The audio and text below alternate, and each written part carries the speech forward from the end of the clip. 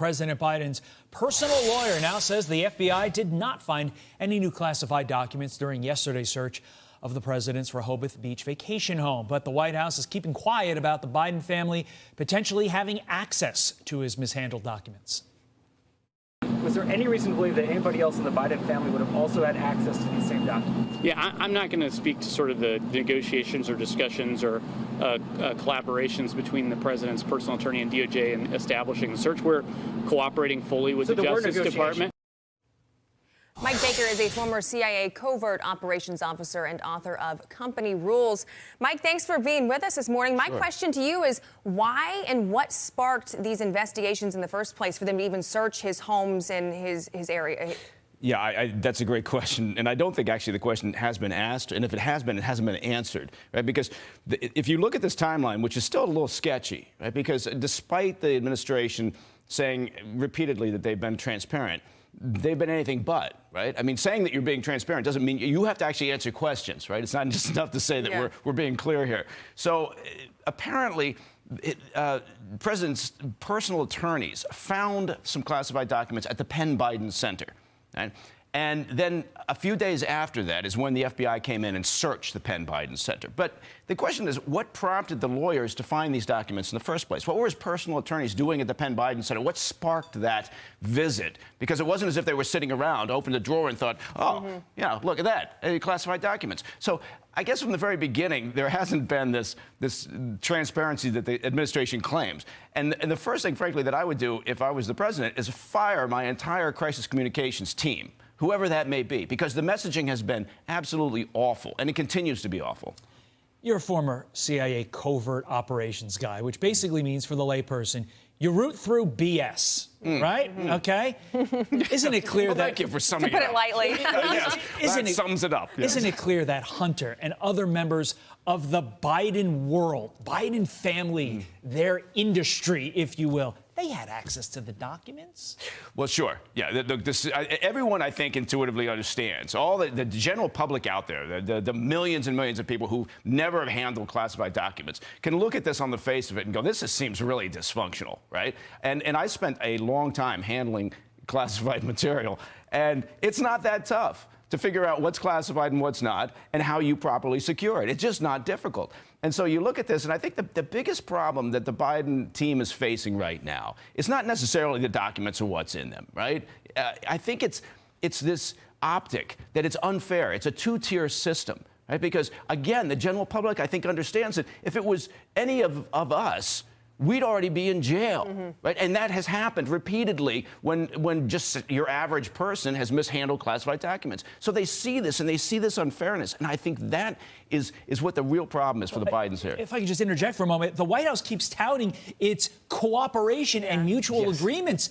Where was the mutual agreement and cooperation with Trump when they literally went in with a raid? And not a question there. It's just, I feel like they're driving themselves deeper down the hole of hypocrisy when they keep making that, we mutual agreement argument. Right. No, absolutely. And so you've got this unfairness between how the two presidents have been treated and are being treated. But I think more than that, I think there is this big idea that, look, the political elites can get away with something that you or I, the average citizen, would never be able to get away with. We would never get that sort of cooperative visit from the FBI if we had classified documents sitting in a garage. Right. And then veteran journalist Bob Woodward says the media failed when it came to fairly covering the now debunked Steele dossier. I mean, were you shocked by this? I feel like this is not news.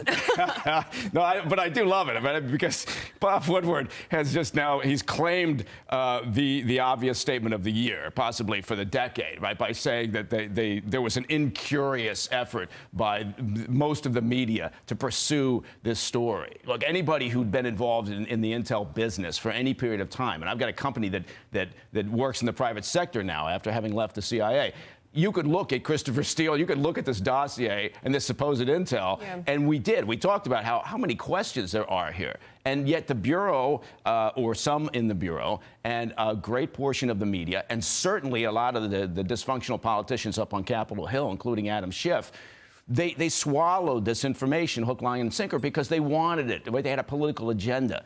Right? But I love the part from Bob Woodward where he said, like, I think a lot of the media, after that debacle with the Steele dossier, they're going to have to walk the painful road of introspection.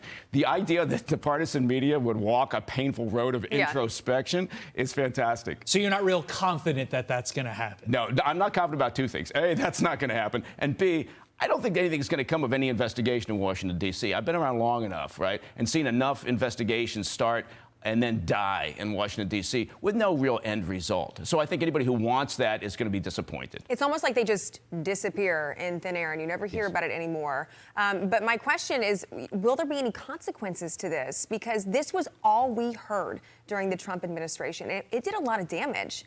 Yeah, it did. And so now it's again, you know, karma's come back around to bite the Biden administration in the backside, right? Because for most of the Trump administration, you know, they were beating this drum. How many times did Adam Schiff go in front of the cameras and talk about this evidence that he had, right? And now they want to act, you know, aggrieved because the GOP wants to have an investigation into something that does appear to there's some real problems here. I don't know that again, I think the Republicans have a messaging problem as well. Focusing on Hunter, I think the average American looks at it and goes, what do I care, right? It's the influence peddling. Exactly. Is the issue. And I think they've got the messaging wrong on this. If the more they zero in on Hunter, I don't think the average American's going to care. Yeah, they need to make it clear that it's not just about Hunter Biden. It's about the president, the sitting president of the United States, and they are missing the mark on that. And the ties to our enemies, mind you. This isn't a tie to some nice little American company where maybe you got a little favor for a little money. This is China. This is Russia connected with Ukraine, and that's scary. By the way, I'm hearing that in Bob Woodward's next expose, he's going to come out and say both you and I are wearing suits. Yes, yes, and ties. Hopefully we can confirm that. We'll get a second source. Excellent. And we'll let you know. Be sure to check out Mike Baker's book, Company Rules, or Everything About Business I Learned from the CIA. Mike Baker, thanks for coming in studio. Thank you very much. Thanks, Mike. I'm Steve Doocy. I'm Brian Kilmeade. And I'm Ainsley Earhart. And click here to subscribe to the Fox News YouTube page to catch our hottest interviews and most compelling analysis.